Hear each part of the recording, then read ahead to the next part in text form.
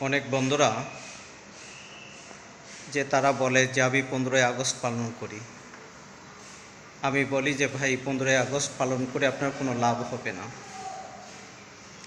যে মানুষটা আপনাকে জান্নাতের পথ দেখাইলো, যে মানুষটা আপনার সামনে আমার সামনে সুন্দর সুন্দর কোরআন হাদিসের কথাটা বলল,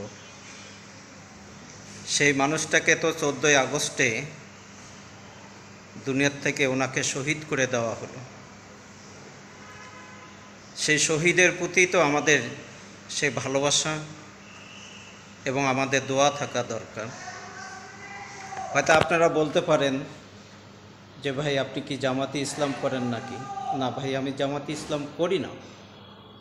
কোনো কথা হলো 15ই আগস্ট পালন করে আপনি কি জান্নাতে যেতে পারবেন? জান্নাতে যেতে পারবেন না।